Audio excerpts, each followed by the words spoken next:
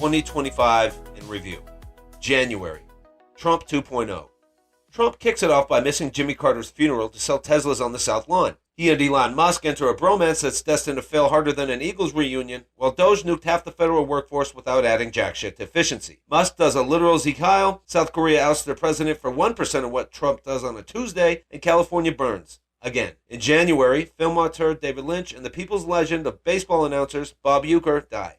In February, Kendrick Lamar hits the Super Bowl in flare jeans straight from my sister's 1997 Dahlia's catalog and stages a public execution of corny-ass Drake. The planet erupts in joy as they watch Taylor Swift's Meat Dick boyfriend take a 40-22 L. Gay birds! White people over 37 spend the halftime show in a state of clinical confusion as Serena Williams crip walks on a global stage. Michelle Trachtenberg is found dead in her apartment at 39. Gene Hackman and his wife are found in their New Mexico estate after dying a week apart. Gene, at 95, was apparently so deep in Alzheimer's he didn't even realize his wife had passed in the other room. Thanks for checking on us, guys. Happy Valentine's Day. March. Trade war with Canada? Fuck we do to you, eh? Fuck, bud. Speaking of Canada, former blackface wearer Justin Trudeau resigns and will go on to date noted and totally respected female astronaut and great dancer who had a totally normal PR year, Katy Perry. Brainworm sufferer, whale beheader, and Central Park Bear Cub dumper, RFK Jr., nukes the food, dies in M&Ms. We said goodbye to former heavyweight champ Big George Foreman and the only kitchen appliance capable of a third-degree foot burn.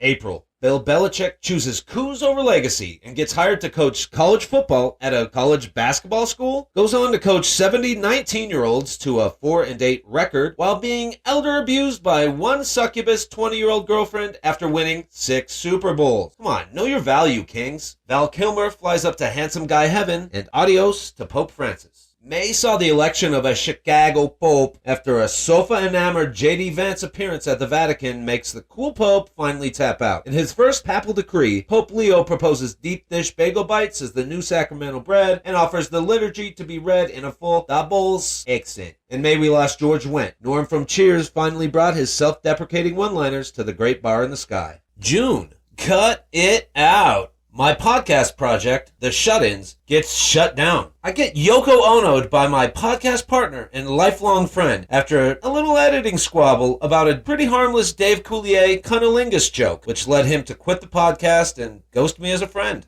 A notable June passing was surf rocker Brian Wilson of the Beach Boys. At what point do they become beach men?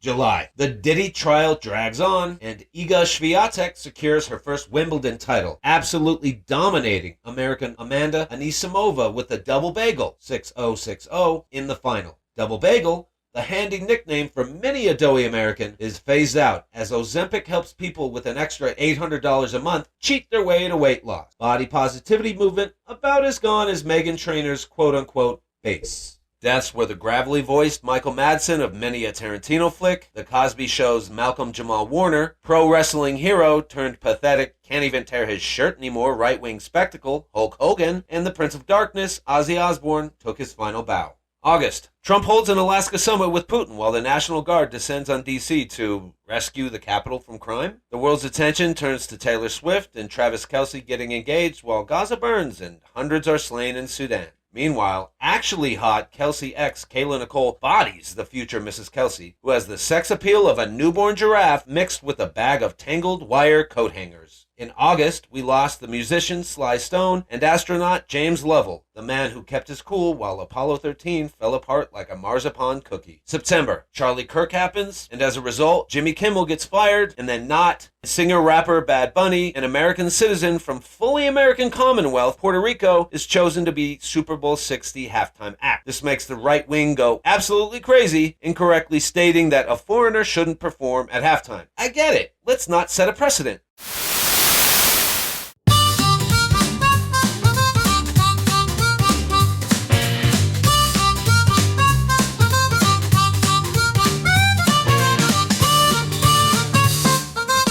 Besides Kirk, September saw the passing of the iconic actors Robert Redford and Graham Greene. October. The longest American government shutdown in history grinds the country to a halt while the world watches a tissue paper thin Gaza ceasefire and suspicious alterations to the White House East Wing. ICE continues their shenanigans in the land of the free, and the Louvre Museum is hit with a heist so unsophisticated yet shockingly effective, felt like my jailbird cousin successfully hitting a lick at the local CVS. In October, noted sickie P. Diddy catches a pathetic 50-month slap on the wrist for comic book level evil, and the internet ships Erica Kirk and JD Vance after the former got a little handsy with the latter on stage less than 2 months after her husband's assassination. But hey, grief works in mysterious ways. And from the jungle to the silver screen to the soul, it was a heavy month for legend as we lost primatologist Jane Goodall, actress Diane Keaton, and neo-soul pioneer D'Angelo.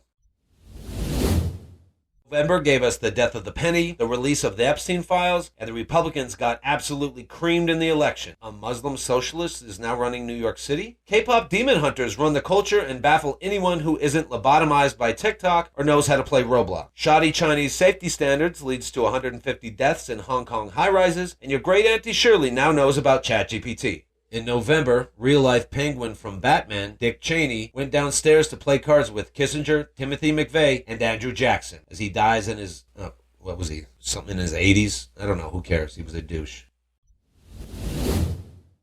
December. A bigger Epstein dump this time, with more redactions and edits than a Two Live Crew album sold at Hobby Lobby. Another Avatar movie offering that everyone will watch and no one will remember. A man beat a woman in tennis. The Denver Broncos cucked Mahomes and the Kansas City Chiefs. And former Brazilian right-wing president Jair Bolsonaro underwent treatment for chronic hiccups after being convicted and jailed of a coup attempt. See, America? It can be done. In December, legendary filmmaker Rob Reiner and his wife Michelle are slain, and architect Frank Gehry and French actress Brigitte Bardot passed. So, good night to 2025, a year that was, by 2020 standards, extremely normal. Which is to say, we've all accepted that life now feels like a horse loose in a hospital. No one's screaming anymore. We're just kind of saying, well, that's not great, and moving on. But don't worry, 2026 is here. It's bringing us a World Cup where tickets cost more than a Honda Civic and a dozen eggs from Whole Foods. And we're also ringing in America's 250th birthday. Our fun little progress check to see whether we're celebrating democracy or quietly asking ChatGPT, how long do canned beans last? So enjoy the moment. Hug your loved ones. Check the batteries on your flashlights and fleshlights. And welcome to whatever happens next.